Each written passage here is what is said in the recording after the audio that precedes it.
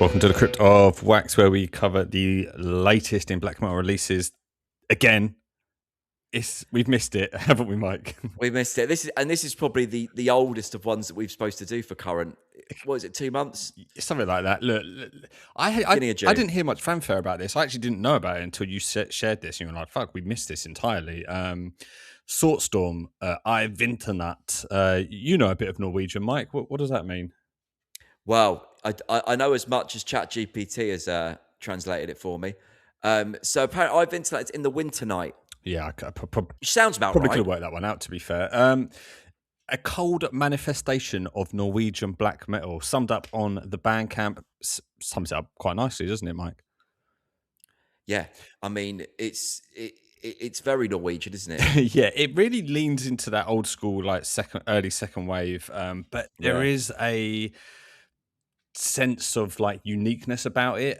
It's from the guy from Heraldic Blaze. I was obsessed with that album. Album of the year last year for us, Was it wasn't it? last year or was it 2 years ago? I think it was last year, wasn't it? Yeah. Amazing album.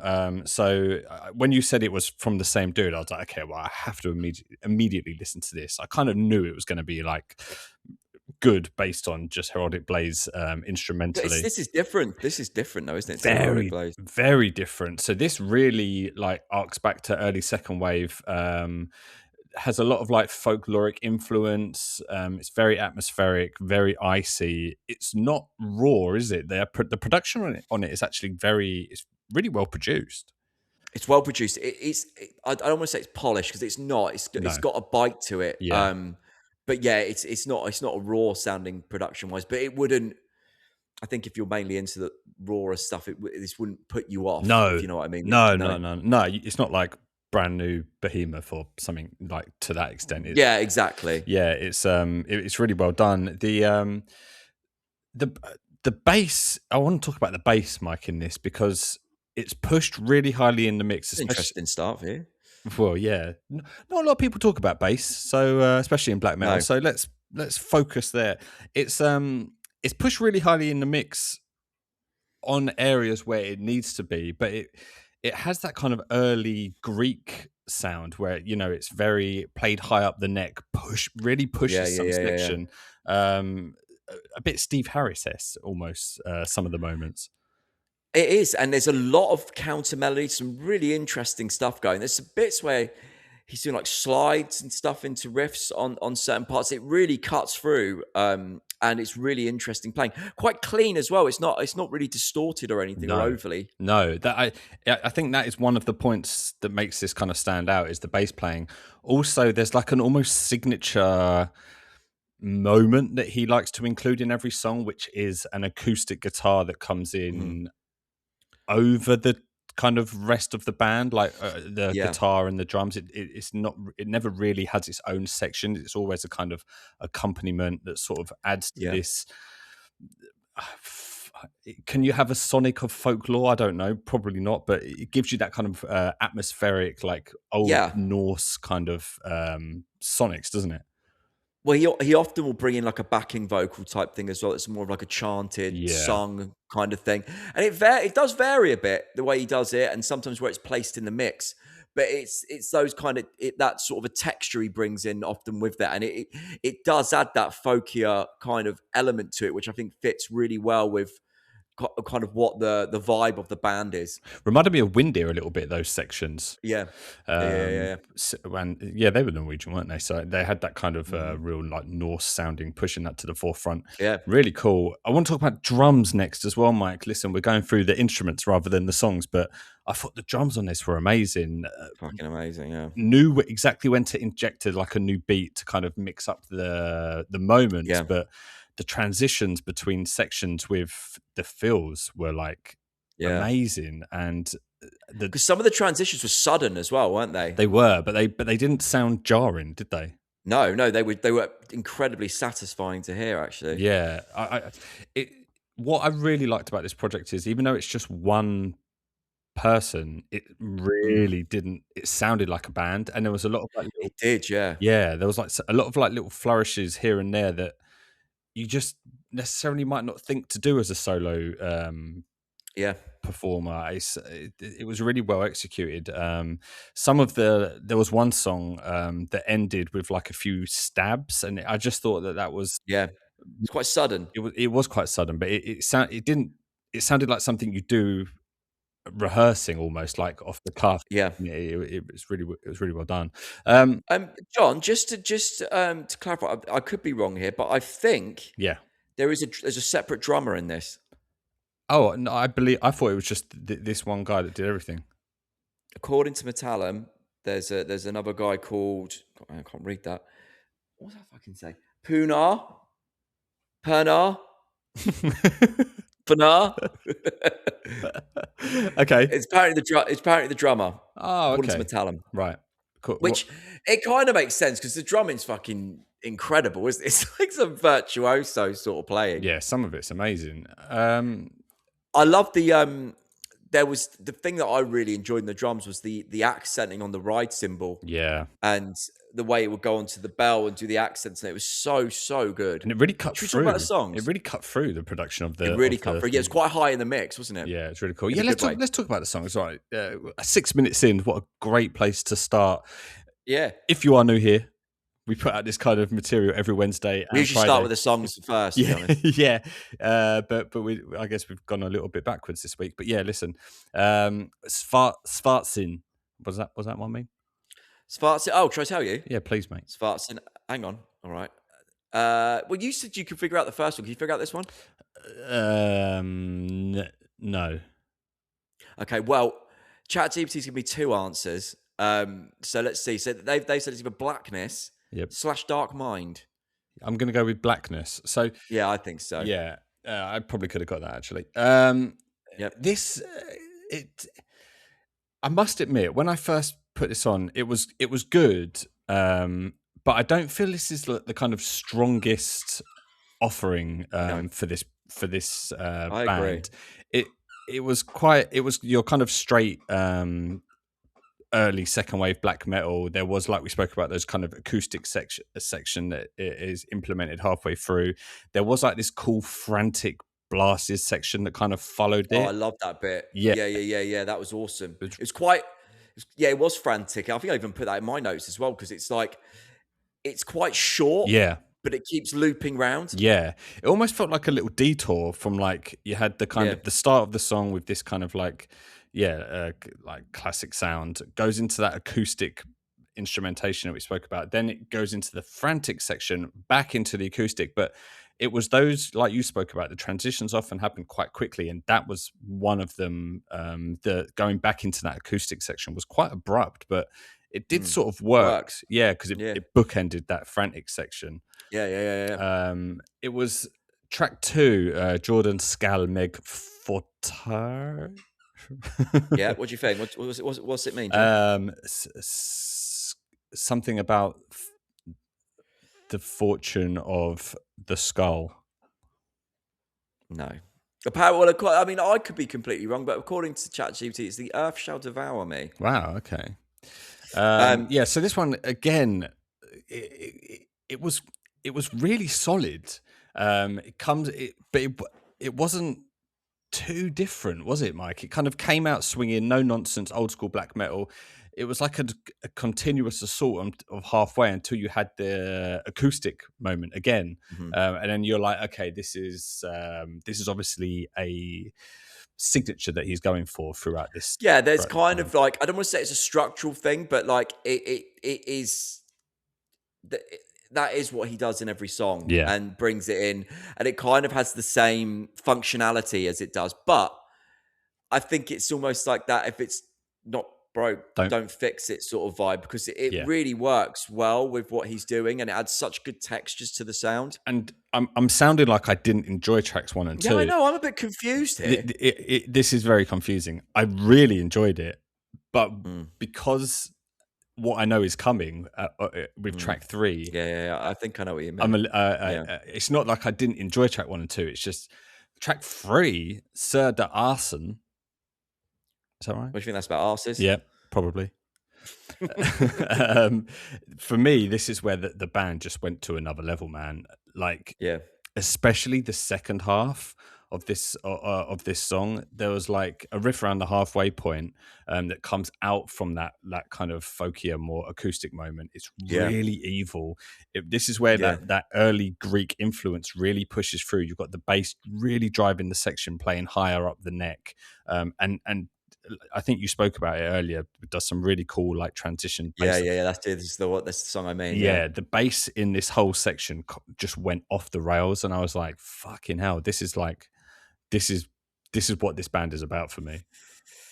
Yeah, I mean, I mean, I agree with you. I feel like tracks 1 and 2 were great. I really, really enjoyed them, Yeah, but there was a point in this album, I would say probably from here onwards to maybe just before the last track yeah, that where I think it elevates to another level. yeah, This album, and this is the case in tracks 1 and 2 to a point as well, especially track 2 as well, is that it's an absolute riff fest. yeah, And it's just one section after the other. And I agree with you. I think it gets better from track 3 onwards. I know there's an interlude, but that part's great as well. yeah, But you know, when you get that momentum in an album where each section is almost like besting the one before yeah. for, How was for this? how good it is. So there's like that point from tracks maybe like 3 to 6, like where that just keeps happening. Yeah, Like all yeah. my notes like best riff on the album. No, Yeah, this is the best riff on the album because it's like one after the other. yeah, man. I'm in a total agreement. That's why it probably sounded confusing that I wasn't like loving track 1 and 2. I did. I really enjoyed them, but yeah, like you said, that this moment here of the album was unbelievable. You Yeah, spoke about track 4 being an interlude. There was a flute I on loved it it. though. There was a flute on it. Could have listened to I could listen to an album like that. Yeah, it was really good. It had to have been the Heraldic Blaze other member Ah, doing the yes. flute. It made me That's not mentioned on the credits, but it's not, but it has yeah. to be surely. Like the flute playing was really good, and There's no she's in a the comments. she's a flute player, so it made sense. Yeah, Um, it made me really excited for a potential new Heraldic Blaze album. Just hearing that flute, but that interlude was so well put together, wasn't it? It was like that's it lovely, was man. such an amazing So piece of good. music. Really not really lovely acoustic playing. I mean, the Yeah, acoustic playing on this is so good. it is. Yeah, It's it's obviously complicated, you know, it's obviously technical and complicated, but I don't think it's not trying to lean too far into no, doing like say classical guitar. But but what it's focused on is like creating like hooks and really nice textures, and it just complements the music so well. It's not trying to stand out and be its own part. It's there for a purpose. yeah, 100% agree. 100% agree. Going into track 5, Till Tiden's End and that. I Yeah. mean, this one sounds like it This could be potentially a bit easier to understand. I guess until the time ends at night, uh, maybe. I I've got to the end of time one night. Oh well, close. Yeah, Well, you close. got night, you knew, didn't Yeah, you? yeah, yeah. What? And tide ends, ends of time. Right. So this song was amazing. This might be my highlight. Yeah, this This song was might be the amazing yeah. from start to finish. It started really dark. It just had a really kind of evil sound overall at the start. But it was the pacing of this song that I loved. They would Mm. change into this kind of like mid-pace section. It was very discordant. Kind of reminded me of Osterlost. Do you remember that band? Yeah, yeah, yeah. It had that discordant kind of mid-tempo flavor to Is it. that when the backing vocals come in? I can't remember, but they up the tempo again, like sort of Oh, taking is it wait, John, is this when they ring out and then just maybe took a snare hit and then go back into the blast? with the bass sort of pushed up, driving that section. I think so. Yeah, That bit was so good. This song honestly was just moment after moment. yeah, it was amazing, man. And the kind of discordant theme carried on, didn't it? Throughout, it wasn't Mm. it. This was maybe the biggest departure away from that like early second wave sound into a maybe Yeah. slightly more modern take on like black metal. Yeah.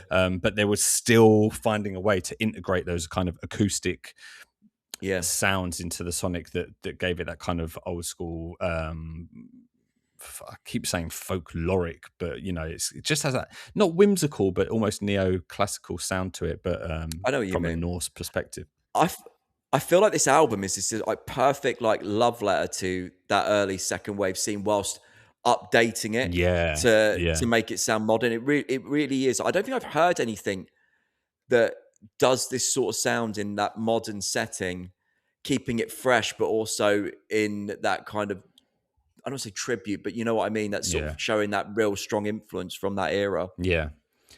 Track 6, Med Lenskell and Jammer, um, starts with this kind of like walking through woodland sort of sound effect, Yeah. introduces again that kind of low chanted sung vocal, Yeah. really cool, like really atmospheric building, wasn't it? It Hmm. was really well done.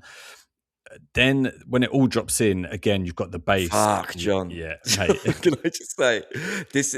This was one of the other times I've just mentioned. I've just written down that 3 or 4 times in the previous song is best riff on the album, but this This one.